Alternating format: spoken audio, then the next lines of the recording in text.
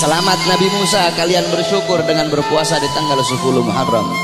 Maka bagaimana dengan terselamatkan seluruh alam semesta berkat Nabi Muhammad sallallahu alaihi wasallam. Saudara-saudara, kita ini udah telat. Saya dan kalian udah telat, saudara-saudara. Yang pertama kali memuliakan kelahiran Nabi, yang pertama kali mengagungkan kelahiran Nabi adalah Allah Subhanahu wa taala. Tetapi Allah punya cara lain. Cara Allah tidak sama dengan cara kita. Cara kita memuliakan hari kelahiran Nabi, duduk di sini undang para ulama, para habaib, para kiai, minta nasihat dari beliau-beliau, bersolawat, baca maulid. Itu cara kita. Tapi Allah punya cara sendiri. Bagaimana cara Allah memuliakan kelahiran Nabi? Yang pertama kali memuliakan kelahiran Nabi itu Allah, bukan manusia, bukan malaikat, Allah Subhanahu wa taala. Bagaimana caranya Allah memuliakan kelahiran Nabi? Dalam kitab Qisasul Anbiya dijelaskan. Kita semua tahu Nabi Muhammad lahir pada hari Senin, pada tanggal 12 Rabiul Awal, pada tahun gajah, amal fil. Wa summiya ama wiladati amal fil. Dinamakan tahun kelahiran beliau itu tahun gajah, li'anna malikal Habasyah, karena raja Habasyah mengutus tentara-tentara yang menaiki gajah yang besar. Untuk apa? Lihadmil Ka'bah, untuk merusak Ka'bah, untuk menghancurkan Ka'bah. Tapi Allah punya rencana lain. Allah mengutus burung ababil dari neraka Sijil. Satu ekor burung bawa 2 buah batu, 3 buah batu. 1 batu di mulutnya, 2 batu ditaruh di kakinya. Dengan izin Allah itu burung terbang. Allah perintahkan untuk melemparkan itu batu di atas kepala tentara gajah. Ketika itu batu jatuh di atas kepala tentara gajah, tembus sampai ke kaki, saudara-saudara. Allah hancurkan pasukan gajah. Kenapa Allah hancurkan pasukan gajah? Ikraman, untuk memuliakan dan mengagungkan kelahiran baginda Nabi besar Muhammad sallallahu alaihi wasallam.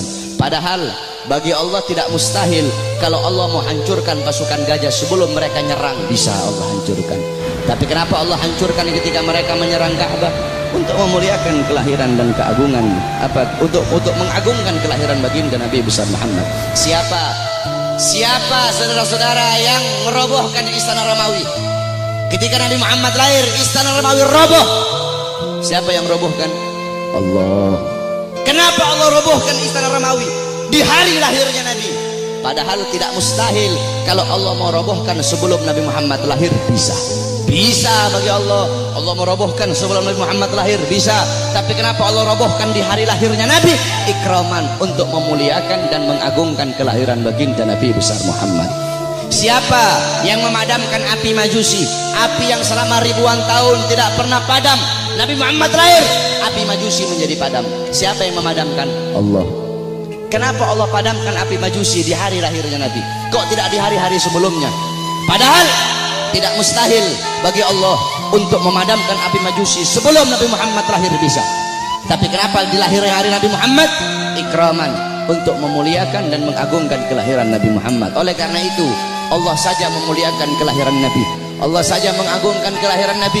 Maka kita siapa kok tidak memuliakan dan tidak mengagungkan kelahiran baginda Nabi besar Muhammad sallallahu alaihi wasallam. Oleh karena itu saudara-saudara, cintai beliau, jadikan beliau sebagai teladanmu, jadikan beliau sebagai pedomanmu, jadikan beliau sebagai idolamu. Nabi Muhammad mencintai kalian, Nabi Muhammad sangat cinta kepada kalian, sampai-sampai kata Sayyidina Ali karramallahu wajha, inna Rasulillah fi akhir nafsi harrakat syafataihi marratain fa'algaitu sam'i fasami'tuhu yaqul ummati ummati faqubida Rasulillah sallallahu alaihi wasallam wa qala law kanatid dunya tadumu li wahidin la kana Rasulillah fiha mukhallada. Apa kata Sayyidina Ali pada saat detik-detik terakhir nafasnya Nabi Muhammad? Aku melihat beliau menggerakkan bibirnya dengan 2 kali gerakan. Aku dekatkan telingaku, aku mendengar beliau berkata ummati ummati faqubida Rasul, dan meninggal Nabi Muhammad. Apa kata Sayyidina Ali? Lau kanatid dunya tadumu li wahidin la kana Rasulullah fiha mukhallada. Andaikan bisa satu wujud hidup abadi di muka bumi, yang paling pantas itu cuma Nabi Muhammad. Saking mulianya Nabi besar Muhammad sallallahu alaihi wasallam. Nabi Muhammad mengorbankan nyawanya, mengorbankan jiwanya untuk siapa? Untuk kalian sebagai umat. Nabi Muhammad, beliau pipi beliau tertusuk tulang sampai tembus ke sebelah. Demi siapa? Demi kalian sebagai umat. Nabi Muhammad gigi gerahamnya patah, gigi gerahamnya Nabi patah. Demi siapa? Demi kalian sebagai umat. Sampai-sampai Uwais Al-Qarni yang berada di Yaman, Uwais Al-Qarni tidak pernah berjumpa dengan Nabi, tapi ketika Uwais Al-Qarni mendengar Nabi Muhammad gigi gerahamnya patah, Uwais Al-Qarni ambil benda tumpul, dia pukulkan di pipinya agar gigi-gigi gerahamnya patah. Kenapa? Dia ingin merasakan apa yang dirasakan oleh Nabi Muhammad SAW. Nabi Muhammad mukanya dilempar dengan kotoran onta, dilempar batu sampai dahinya berdarah. Ketika dahi beliau berdarah, beliau tampung darah itu agar tidak jatuh di atas tanah. Kenapa? Karena kalau darah beliau jatuh di atas tanah, Allah akan tenggelamkan orang-orang yang melempari beliau. Apa kata beliau? Mereka adalah umatku, mereka belum diberi hidayah oleh Allah Subhanahu wa ta'ala. Nabi Muhammad berjuang untuk siapa? Untuk kalian semua sebagai umat. Agar apa? Agar apa? Agar iman sampai. Agar apa? Agar Islam sampai. Agar apa? Agar masjid sampai. Agar apa? Agar ulama sampai. Agar apa? Agar kiai sampai kepada kalian, agar ilmu agama sampai, agar tauhid sampai, agar syariat sampai, agar seluruh ilmu-ilmu itu sampai kepada kalian. Tetapi setelah itu semua sampai, malah kalian sia-siakan. Setelah sholat sampai, malah kalian belakangi. Setelah takwa sampai, malah kalian campakkan. Setelah syariat sampai, malah kalian campakkan. Kalian mengambil budaya barat, kalian mengambil orang-orang barat sebagai teladan kalian, sebagai pedoman kalian, sebagai pedoman anak-anak kalian. Kalian tinggalkan Nabi Muhammad SAW. Mulutmu mengaku umat Nabi, saya umat Nabi, saya umat Islam, tapi kau tidak sholat. Saya umat Nabi, tapi masjidmu sepi. Saya umat Nabi, tapi kedua matamu memandang hal-hal yang haram. Saya umat Nabi, tapi kamu kencingnya berdiri. Saudara-saudara, Masjid Istiqlal, Masjid Istiqlal loh, tahu Masjid Istiqlal? Itu bodoh DKM-nya itu. Kenapa bodoh? Karena mereka bikin tempat kencing berdiri, saudara-saudara. Masjid itu bikin tempat kencing duduk. Masjid bikin tempat kencing berdiri, udah kayak bandara aja. Dorong orang-orang untuk bikin sunnah, dorong orang-orang untuk melakukan sunnah. Ente, ketua masjid, orang-orang yang ada di masjid, bikin tempat kencingnya duduk. Adapun orang yang masuk ke dalam itu kencingnya berdiri atau duduk, urusan mereka. Yang penting kamu telah dorong mereka untuk mengikuti sunnah. Sufyan Ats-Tsauri, tahu Sufyan Ats-Tsauri? Ats-Tsaur itu banteng. Kenapa Sufyan Ats-Tsauri dipanggil banteng? Karena dia masuk ke masjid itu mendahulukan kaki kiri, sehingga terdengar suara ya Tsaur godimul yumna. Hei banteng, dahulukan kaki kananmu. Ditegur saudara-saudara. Engkau mengaku apa? Engkau mengaku umat Nabi, tapi kedua tanganmu tidak pernah memberi makan golongan-golongan yang dicintai oleh Nabi. Siapa golongan yang dicintai oleh Nabi? Anak yatim, fakir miskin, para janda-janda. Kau ngaku cinta Nabi, tapi kau tidak pedulikan mereka. Kau biarkan mereka dalam keadaan lapar, kau biarkan mereka dalam keadaan teraniaya, sedangkan mereka golongan yang sangat dicintai oleh Nabi Muhammad SAW. Engkau mengaku umat Nabi, tapi kau biarkan besok anak-anakmu merayakan Valentine.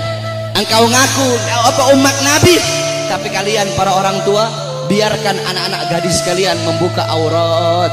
Saudara-saudara, makanya jangan heran bapak-bapak yang ada di sini pasti rata-rata kebanyakan anak-anak kalian kalau cium tangan kepada kalian bukan di hidung, cium tangan kalian di pipi, cium tangan kalian di dahi, itu masih mending kena. Ada yang sampai nggak kena udah dilepas. Padahal harusnya seorang anak itu cium tangan di bawah hidung, bukan di atas hidung. Cium tangan di bawah hidung, kemudian dihirup udara tangan itu, tangan orang tua. Begitu cara anak-anak cium tangan. Tapi kenapa anak-anakmu cium tangan di pipi, anak-anakmu cium tangan di dahi? Karena kalian sebagai orang tua tidak pernah mendidik anak-anak kalian dengan didikannya Nabi Muhammad SAW. Jangan heran anak-anakmu melotot di hadapan kalian, anak-anak kalian membantah perintah kalian. Ada zaman sekarang anak bunuh bapak, anak bunuh ibu, anak masukkan ibunya dalam penjara. Jangan kau salahkan kenapa kalian sebagai orang tua tidak pernah mendidik anak-anak kalian dengan didikan agama. Laisal mar'u yuladu aliman, tidak ada seseorang dilahirkan dalam keadaan alim, tidak ada. Saudara-saudara, kewajiban kalian sebagai orang tua untuk mendidik anak-anak kalian dengan didikan agama. Bapak-bapak zaman sekarang sibuk cari uang, sibuk cari harta, pagi siang sore malam keluyuran cari uang. Untuk apa? Untuk ngasih makan jasmani anak-anaknya. Untuk apa? Untuk memberi makan jasmani anak-anaknya. Tetapi lupa kalian beri makan jiwa, hati, dah apa? Jiwa anak-anak kalian, hati anak-anak kalian, ruh anak-anak kalian, lupa kalian kasih makan. Apa makanan hati bagi anak-anak kalian? Makanan hati bagi anak-anak kalian adalah ilmu. Hati 3 hari tidak kena ilmu, hati itu mati. Maka tanyakan kepada diri kalian sebagai orang tua, telah berapa lama kalian menjadi sebab hati anak-anak kalian mati? Kenapa anakmu kenapa anakmu tidak kau masukkan pondok? Kenapa anakmu tidak kau masukkan pesantren? Kenapa anakmu tidak kau ajarkan Quran? Kenapa kau lebih pentingkan SD-nya, SMP-nya, SMA-nya? Bukan berarti tak boleh sekolah SD, tak boleh sekolah SMP, tak boleh sekolah SMA. Tak apa-apa sekolahkan anakmu SD, SMP, SMA. Tetapi agama jangan kau belakangi, Al-Qurannya jangan kau belakangi. Kenapa anakmu tidak mondok? Aduh, saya lebih milih sekolah. Kalau nanti anak saya mondok, bagaimana masa depannya nanti? Orang tua goblok itu kalau ada yang seperti itu, saudara-saudara. Kalau anak saya mondok, anak saya jadi ustadz, anak saya jadi Quran, jadi ahli Quran, gimana masa depannya nanti? Gimana nasibnya? Orang tua goblok itu kalau ada yang seperti itu, saudara-saudara. Kau lihat zaman sekarang, SD, SMP, SD udah tahu mabok, SD udah tahu melacur, SD udah tahu zina. Itu SD. Bagaimana SMP-nya? Itu SMP. Bagaimana SMA-nya, saudara-saudara? Jangan kau pentingkan pendidikan dunia anak-anakmu, tapi lebih pentingkan pendidikan akhirat anak-anakmu. Didik dengan didikan Nabi. Adabani Rabbi fa ahsana ta'dibi. Allah yang mendidikku, Allah yang mengajariku, sehingga sebaik-baiknya pendidikan adalah pendidikanku. Nanti ini tanggal 13, besok tanggal 14, kau lihat yang paling banyak merayakan Valentine di jalan-jalan, saudara-saudara. Yang paling banyak merayakan Valentine bukan orang Kristen. Yang paling banyak merayakan Valentine bukan orang Buddha, bukan orang Hindu, bukan orang Katolik, bukan Yahudi, bukan Nasrani. Yang paling banyak merayakan Valentine di Indonesia adalah anak-anak kita, saudara-saudara, anak-anak Islam, putra-putri Islam, putra-putrimu yang paling banyak merayakan Valentine. Valentine itu adalah harinya orang-orang Romawi. Valentine itu adalah mengenang kematian si Santa Valentino atau siapa itu namanya orang-orang Romawi itu. Man tasyabbaha biqaumin fahuwa minhum. Kata Rasulullah, barang siapa yang mengikuti suatu kaum, maka dia sama dengan kaum tersebut. Engkau mengikuti orang Romawi, engkau mengikuti orang Barat, engkau mengikuti orang kafir, mengikuti budaya mereka, mengikuti adat istiadat mereka, mengikuti hari-hari besar mereka, engkau sama seperti mereka. Mereka dilaknat, engkau pun akan dilaknat oleh Allah Subhanahu wa taala. Memang betul kata Nabi Muhammad. Nabi Muhammad sallallahu alaihi wasallam, beliau pernah bersabda, la taqumus saah.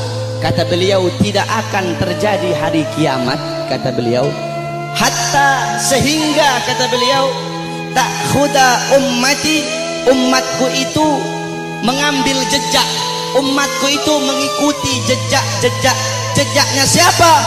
Jejaknya orang-orang sebelum mereka.